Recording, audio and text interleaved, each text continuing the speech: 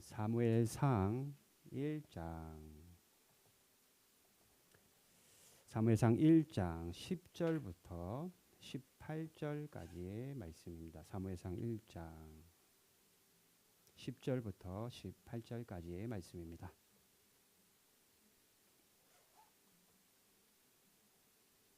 통곡하며 서원하여 이르되 만군의 여호와여, 만일 주의 여종의 고통을 돌보시고 나를 기억하사 주의 여종을 잊지 아니하시고 주의 여종에게 아들을 주시면 내가 그의 평생에 그를 여호와께 드리고 삭도를 그의 머리에 대지 아니하겠나이다.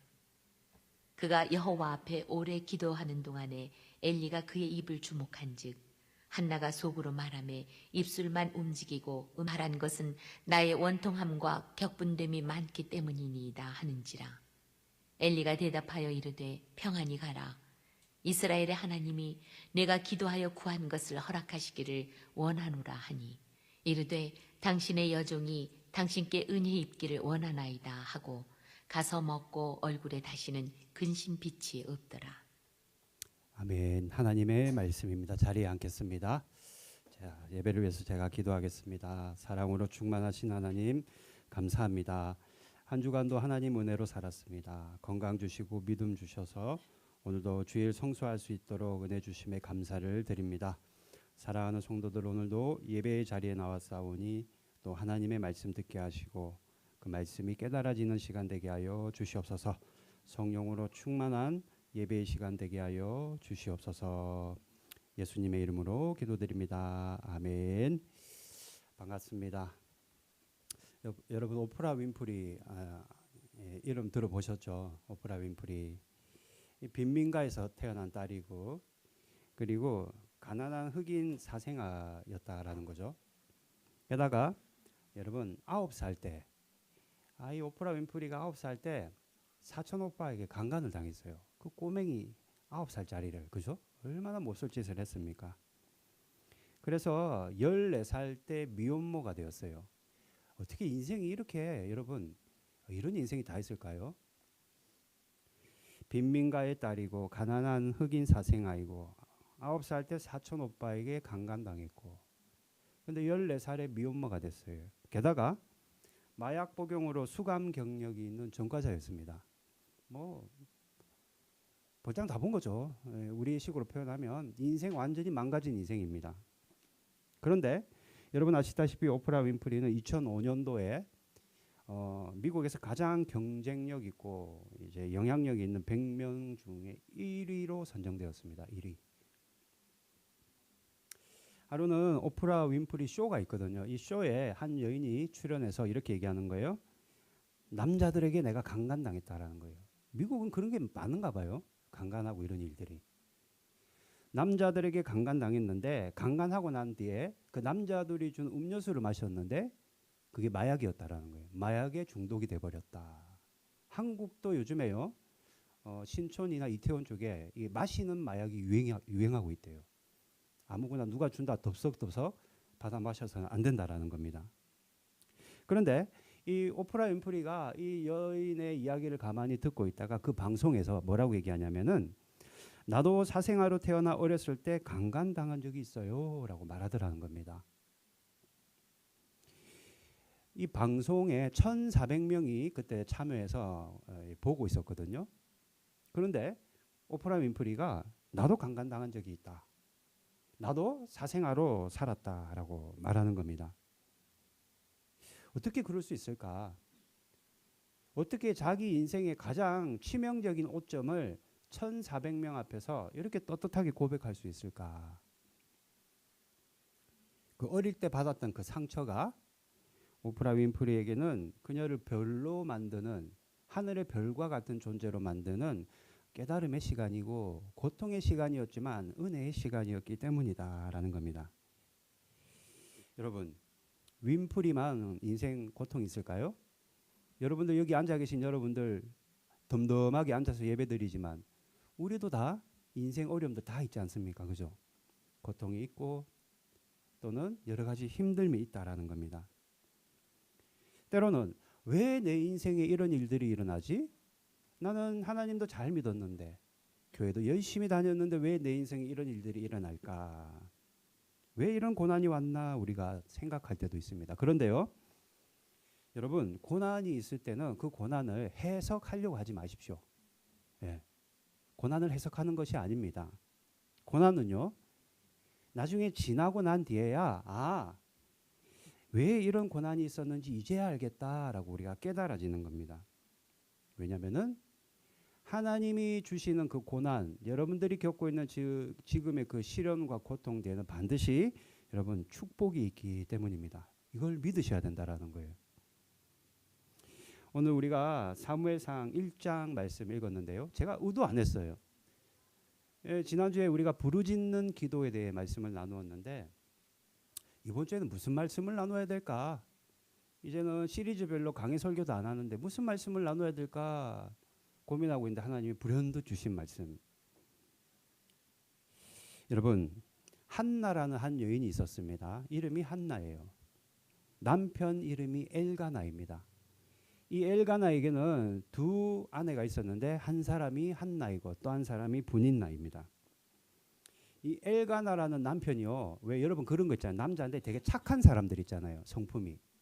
순진하고 착한 사람. 그냥 여자들 말이라면 다 들어주는 사람. 거절하지 못하는 사람이 바로 엘가나였다. 그러니 두 여자를 너무나도 남편이 아껴주고 어떻게 해서든지 잘해주려고 하고 조금 실수하더라도 버럭 화도 내지 않고 착한 사람이 남편 엘가나였다라는 겁니다. 일부 다처제 사회였거든요. 그럼에도 불구하고 이 아내들을 편애하거나 차별하지도 않고 한결같이 다 골고루 사랑을 나누어 주는 겁니다. 착한 사람이었다. 그런데 정작 한나와 분인나의 속사정은 그렇지 않았다. 남편은 착하고 좋은데 이 두 여성 마음에는 전쟁이 늘 일어나고 있었다라는 겁니다. 6절과 7절 함께 읽어볼까요? 오늘 본문 말씀 6절, 7절 같이 읽습니다. 자막이 없는가요? 제가 읽어보겠습니다. 그의 적수인 분인나가 같이 읽을까요? 시작. 그의 적수인 분인나가 그를 심히 격분하게 하여 괴롭게 하더니 7절도 있습니다. 분인나가 그를 격분하게 하므로 그가 울고 먹지 아니하니. 분인나라는 이 여인이 한나를 너무나도 힘들게 하는 겁니다. 왜 그런 거 있잖아요. 왜 여인천하 우리 옛날에 드라마도 있었잖아요. 아니 이 분인나가 한나를 너무나도 힘들게 하니까 여러분 어때요? 마음이 괴로우면 당장 밥을 못 먹겠는 거예요. 그죠? 밥을 못 먹는다라는 겁니다. 그래서 울고 먹지 아니했다. 울고 먹지 아니했다. 그런데요, 한나가 이렇게 괴로워한 두 가지 이유가 있었습니다. 첫 번째, 자식을 못 낳는다. 당시 이스라엘 사회에서는요, 여성이 자식을 못 낳는 것은 하나님의 저주였습니다. 굉장한 일이었어요. 그리고 하나님의 저주를 받았거나 또는 죄가 너무 많아서 애를 못 낳는다라고 사람들이 믿었다라는 거예요. 그러니 자식 없으면요, 저주받은 여인 길에 지나가지도 못해. 지나가지도 못하고 사람들이 없는 곳 숨어서만 다녀야 되는 조롱받고 멸시받는 대상이었다. 애가 없는 것이. 그런데 어때요? 한나는 애가 없어서 늘 조롱과 멸시 가운데 숨어서 살아가는데 이 분인나라는 여인은요. 애를 숭풍숭풍 잘 놓는 겁니다. 몇 명이나 낳았나 제가 성경 찾아보니까 그런 말이 없어서 잘 모르겠어요. 몇 명 낳았는지는. 그러나 여러 명의 자녀를 낳았다. 그런데 한나는 출산을 못하는데 분인나는 너무나도 출산을 잘했다. 애를 잘 놓으니까 어때요? 이 분인나가 한나를 무시하고 조롱하기 시작하는 겁니다. 눈빛으로 무시하는 거. 여러분 그런 거 있잖아요. 쳐다보는데 완전히 사람 무시하는 눈빛이 있어요. 그죠? 여러분 우리 다 아시잖아요. 그거. 눈빛으로 쏘아붙이면서 무시하고 이 분인나가 한나를 말 한마디 하는 것이 경멸의 말로 마음을 휘저어 놓는 겁니다. 분인나의 이 말할 수 없는 괴롭힘과 그 눈빛과 말투 때문에 한나는 너무나도 마음이 괴롭다라는 거예요. 살지 못하겠다. 한나 때문에, 분인나 때문에 자녀를 못 낳으니 조롱하고 멸시하는 것 때문에 살지 못하겠다. 또 자녀를 낳지 못하니까 이 남편들이 관심이요. 점점점 자녀를 잘 낳는 아내에게 관심이 집중되는 겁니다. 말씀드린 대로 일부 다처제였어요. 자녀가 없는 아내는 자동적으로 남편의 집 그 관심에서 점점점 멀어지는 겁니다. 아무래도 남편이 자녀를 잘 놓고 자기 씨를 잘 생산하는 여자를 갖다 더 관심을 가지는 것 같아요. 그 인간의 본능인 것 같아요. 저는 자식이 없어서 잘 모르겠지만 어쨌든 자녀가 없는 아내는 자동적으로 남편의 관심에서 소외되고 멀어지고 외톨박이 같은 마음이 들었다라는 겁니다. 한나도요. 이게 너무나도 마음이 힘들었다라는 거예요. 수많은 아내들 일부 다처제니까 아내들이 있는데 가뜩이나 경쟁심이 있고 서로 남편을 차지하려는 그런 마음이 있는데 애를 못 놓으니까 어머 우리 남편이 나를 싫어하면 어떡하지? 나에게 왠지 오늘 밤에 나에게 관심을 주지 않는 것 같아. 분인 나를 더 사랑하는 것 같아. 그러니 엘가나 남편 엘가나는 쏙이 타죠. 여보 왜 그래? 나 당신 사랑하는데 왜 그래 자꾸? 나 애 없어도 상관없어. 난 당신만 있으면 돼. 위로도 해보고 달래도 보지만 어때요? 한나의 마음은 여인의 마음은 그렇지가 않았다라는 겁니다. 출산하지 못하는 여성의 그런 사회적인 조롱과 멸시, 게다가 본인 나이 무시하는 말투와 눈빛, 그리고 아이를 낳지 못함으로 남편이 나를 더 이상 사랑하지 않을 거야라는 염려와 근심과 걱정과 불안, 이런 마음으로 꽉 사로잡혀 있으니 한나가 어떻게 밥을 먹고 잠을 잘 수 있겠습니까? 그 마음이 지옥과 같으니 하루하루 살아가는 것이 어떻게 행복할 수 있겠어요? 여러분, 예수님도 그랬죠. 너희들 마음 안에 천국이 있고 지옥이 있다. 여러분들 지금 내 삶이 지옥 같다라는 것은 여러분 마음이 지옥인 것이고, 한나의 삶이 지옥이라는 것은 그녀의 마음이 지옥이기 때문이다. 자, 그러면 여러분이 한나라면, 여성분들이 많으니까 똑같은 여자의 입장으로서 여러분이 한나라면 어떻게 하겠어요? 여러분 이거 어떻게 해야 됩니까? 무시하고 핍박하는 분인하고 내 한번 맛 좀 봐라. 한 판 해야 될까요? 어떨까요, 여러분? 아니면 밤이 새도록 울면서 왜 나에겐 자식이 없냐고 신세 한탄을 하면 될까요? 그러면 일이 해결될까요, 여러분? 그럼 당사자의 한나는 어떻게 했는가? 성경은 뭐라고 기록하고 있는가? 10절 말씀 함께 읽어봅니다. 오늘 본문 10절입니다. 시작. 한나가 마음이 괴로워서 여호와께 기도하고 통곡하며, 그냥 기도한 게 아니에요. 통곡하면서 기도했다. 너무 괴롭다라, 마음이 지옥과 같다라는 겁니다. 본인 나의 멸시와 조롱이 괴롭고 여성으로서의 아이를 낳지 못하는 무너진 자존감 때문에 살맛이 나지 않는다. 힘들고 괴로워 미치겠다. 출산 문제는요, 내 마음대로 되는 게 아니잖아요. 내가 애 낳고 싶다고 넣을 수 있는 게 아니잖아요. 그러니까 더 힘들고 괴로운 거죠. 단지 하나님 앞에 나가 울고 불고 눈물 콧물 흘리며 통곡하며 기도할 수밖에 없었다. 그런데 한나의 이 기도가 점잖하게 이렇게 팔짱 끼고 앉아서 드린 기도가 아니었다라는 거예요. 대성통곡하며 눈물로써 드리는 그런 기도였는데, 생명을 잉태하게 하시는 분은 하나님이신데 왜 나에게는 자식 새끼 하나 주지 않느냐 원망하고 한탄하는 기도를 한나가 드렸다라는 거예요. 우리 조금 이해가죠? 얼마나 힘들었을까? 지금이야 요즘 세상에 애 못 낳는 게 뭐가 큰 그겁니까만, 그때 당시는 하나님이 저주받은 여인으로 취급받았는데 얼마나 힘이 들었겠어요. 그럼에도 불구하고 하나님의 뜻은 뭐예요? 한나가 임신하지 못하는 게 하나님의 뜻이었습니다. 5절 말씀 함께 읽어볼까요? 본문 5절입니다. 시작. 한나에게는 갑절을 주니 이는 그를 사랑함이라. 그러나 여호와께서 그에게 임신하지 못하게 하시니. 한나가 애를 못 낳는 게 하나님의 뜻이었어요. 여러분 보니까 남편의 사랑이 부족해서도 아니고 뭐 몸이 어디가 하자가 있어서 그런 것이 아니라 하나님이 그녀에게 임신하는 문을 열어주지 않았다라는 겁니다. 즉 태의 문을 닫으셨다라는 거예요. 태의 문을 닫으셨다. 어떤 이유인지는 몰라. 그죠? 저도 모르겠어요. 성경 암만 찾아도 그 이유를 안 밝히고 있으니 모르겠어요. 저도 모르겠는데 어쨌든 하나님은 한나에게는 자식이 없는 게 하나님의 뜻이었어요. 그럼에도 불구하고 한나는 너무나도 간절한 마음으로 하나님 앞에 기도하며 통곡하며 서원했다라는 거예요. 여러분, 기도하며 통곡하며 서원했다. 요 세 가지가 다 들어가 있다는 것은 엄청나게 간절한 기도를 드렸다는 겁니다.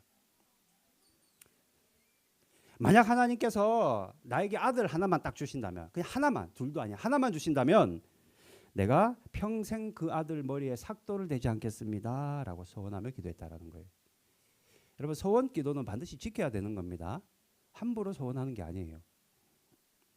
머리에 삭도를 대지 않는다라는 것은 내가 그 하나님께 아들을 주신 하나님께 아들을 바치겠다라는 거예요. 예, 아들을 바치겠다라는 겁니다. 한나의 이런 기도하며 통곡하며 서원하는 기도를 하나님이 들으셨을까요? 아니면은 무시하셨을까요? 어떨 것 같아요? 들으셨죠. 응답하셨습니다. 20절 말씀, 오늘 본문 20절 같이 있습니다. 시작. 한나가 임신하고 때가 이르매 아들을 낳아 사무엘이라 이름하였으니 이는 내가 여호와께 그를 구하였다 함이더라.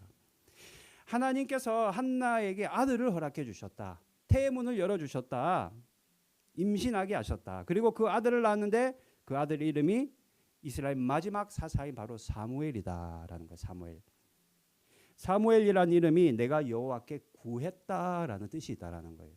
사무엘. 한나의 기도, 뭐 한나라는 사람이 여러분 이 여인이 뭐 평소에 영성이 뭐 대단한 사람이거나 믿음이 아주 대단한 사람이 아닙니다, 여러분. 저와 여러분과 똑같은 성도였어요.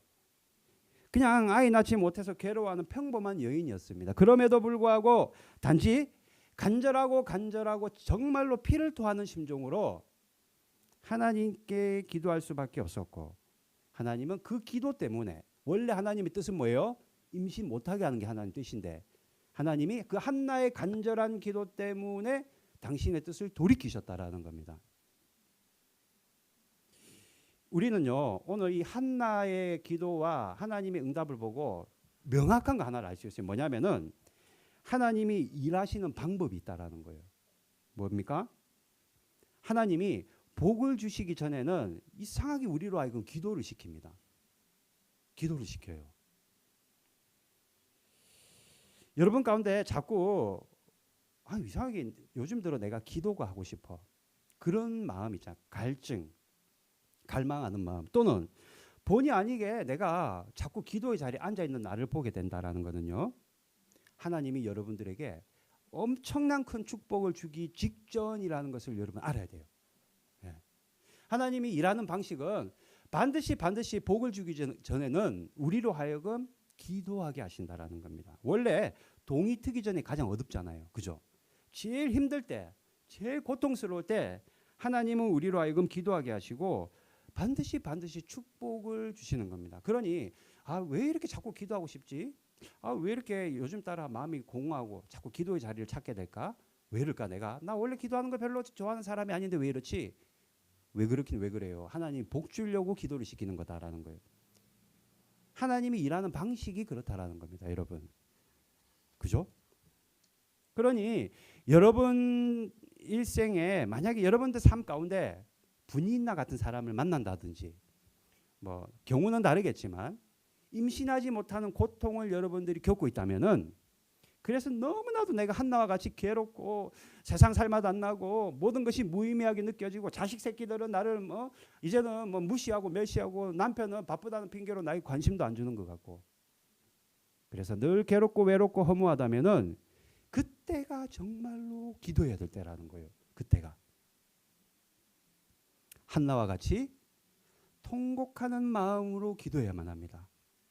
통곡하는 기도 막 울면서 기도하라는 게 아니에요. 여러분 내 마음을 완전히 막 쏟아내는 기도 있잖아요. 하나님께 솔직하게 꾸미거나 포장할 필요도 없어. 뭐 저번에도 제가 얘기했잖아요. 기도하는 게 어렵다고 어떤 장로님이 제가 공항에 나리타 공항 데려다 드리고 가는데 어떻게 기도하십니까? 물어보니까 하늘에 계신 우리 아버지 전능하신 나의 하나님 아버지 하면서 뭐 미사유구를 써서 기도한다. 그러니까 어렵죠 기도가. 하나님 나 힘들어 죽겠어요. 나 좀 살려주세요. 왜 나는 임신이 안 됩니까? 단도직입적으로 솔직하게 나를 완전히 쏟아내는 기도.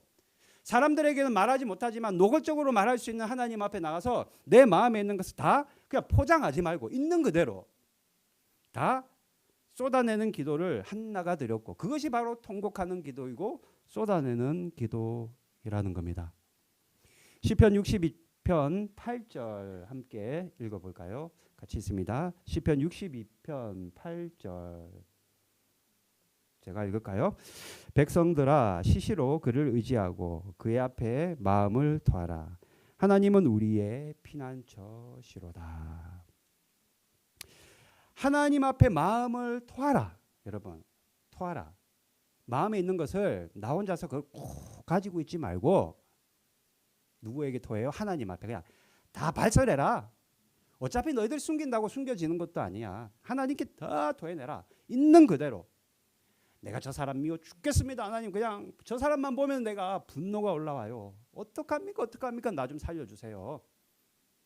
하나님 나는 하는 일마다 왜 이렇게 풀리는 게 없습니까? 죽겠습니다. 좀 도와주세요. 2001년도 9월 11일 미국 뉴욕에서 무역센터 테러 사건이 있었잖아요. 그때 한 여인이 이런 간증을 했어요.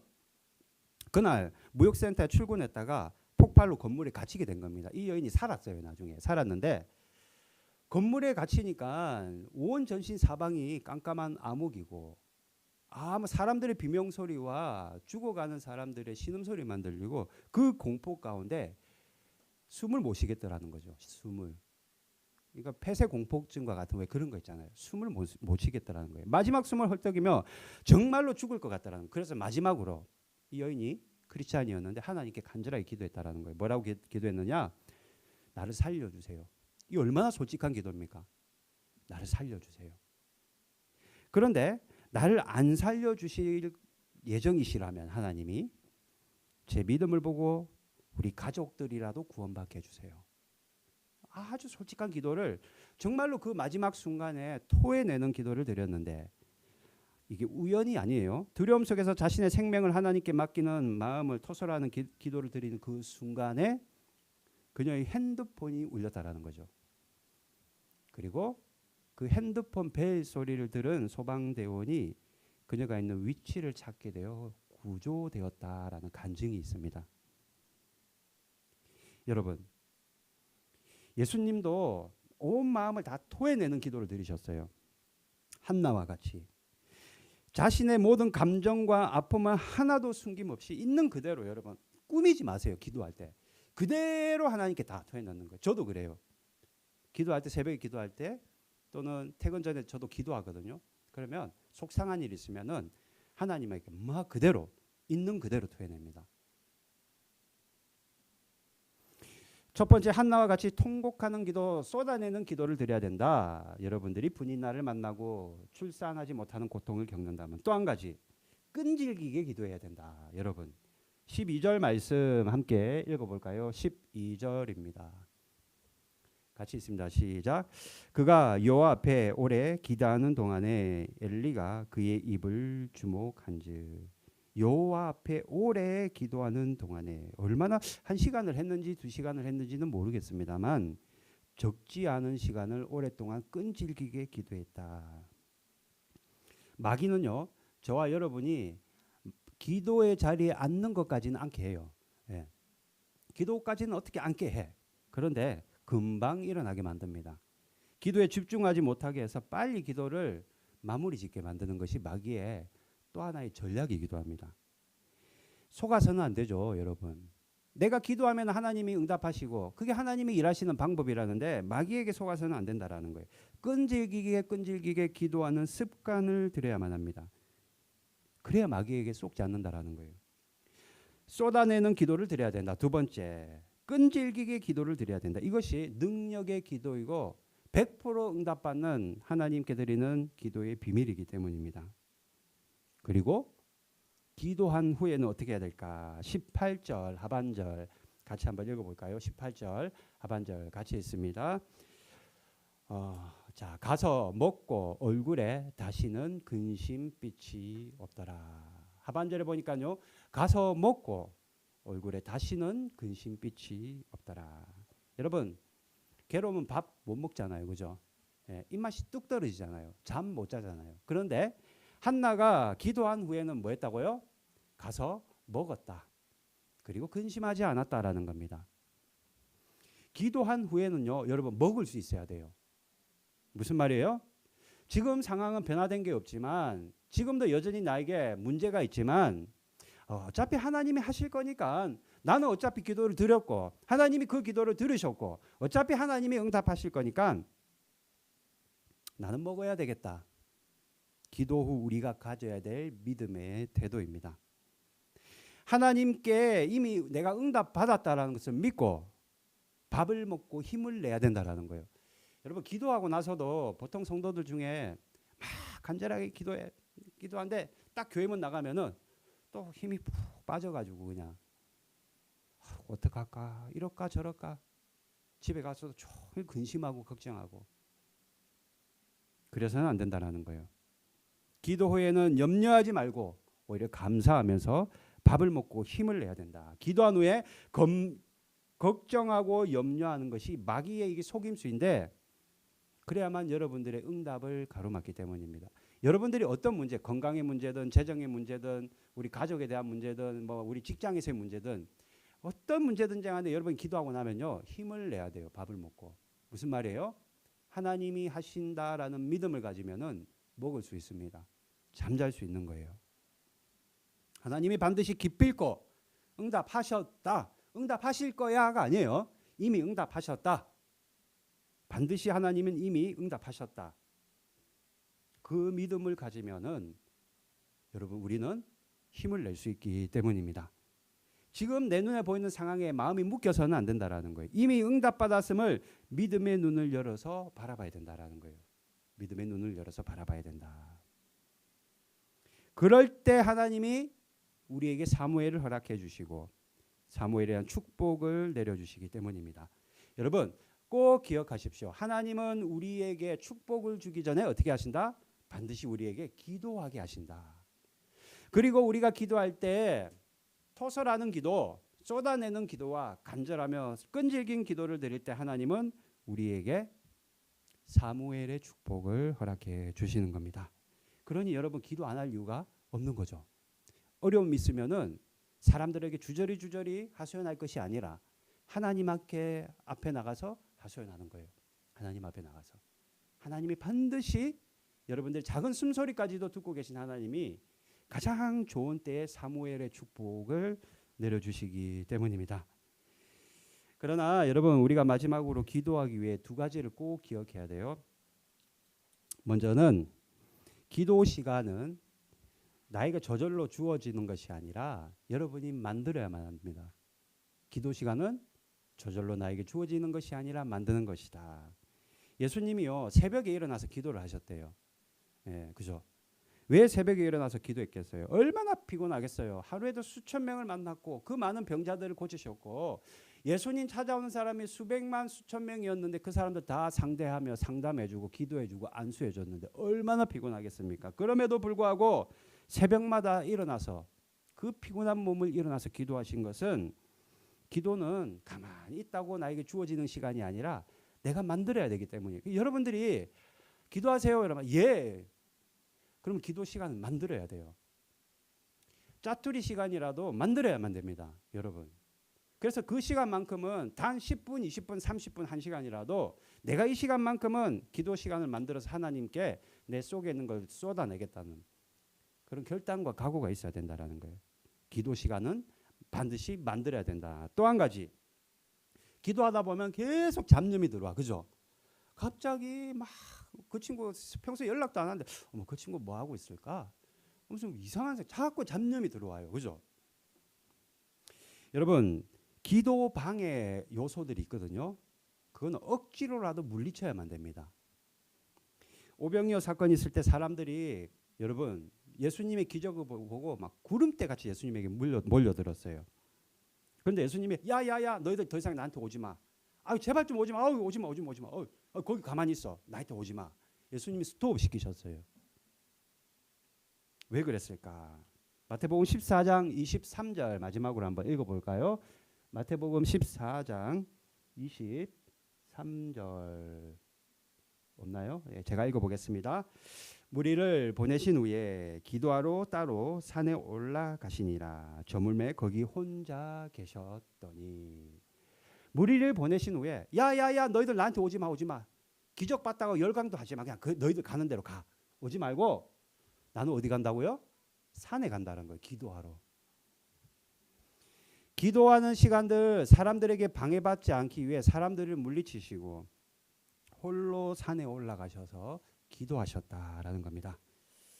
여러분, 오늘 하나님께서는 우리에게 기도에 대해 지난주에 제가 부르짖는 기도에 대해서 말씀드렸는데 이번 주에는 제가 말씀드렸듯이 우도하지 않게 하나님이 사무엘 얘기를 주시길래 준비를 하다 보니까 말씀을 막 풀어지다 보니까 이 기도에 대한 또 말씀이네요. 간절한 기도를 드려야 된다. 쏟아내는 기도를 드려야 된다. 끈질기게 기도를 드려야 된다. 그러기 위해서는 어떻게 해야 된다고요? 여러분들이 기도 시간을 만들어야 된다. 그리고 기도 방해 요소들을 억지로라도 여러분들이 그걸 물리쳐야 된다라는 겁니다. 그럴 때 여러분들의 인생에 그 사무엘이라는 축복을 누릴 수 있기 때문입니다.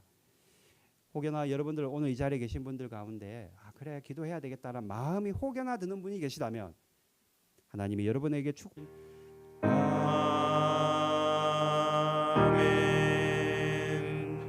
하나님 오늘 하나님이 주신 말씀 기도하는 자들에게 내가 큰 복을 내려주겠다라는 하나님의 말씀 우리 가슴에 새겨지기를 원합니다. 한 주간 기도하는 시간을 만들며 방해되는 요소들을 적극적으로 물리치는 그런 기도의 영을 부어 주시옵소서. 그리하여 모두 다 사무엘의 축복을 얻는 저희가 되게 하여 주시옵소서. 오늘도 귀한 헌물 주님께 올려드립니다. 많고 적음이 아닌 드리는 자들의 마음과 정성을 받아 주시옵소서.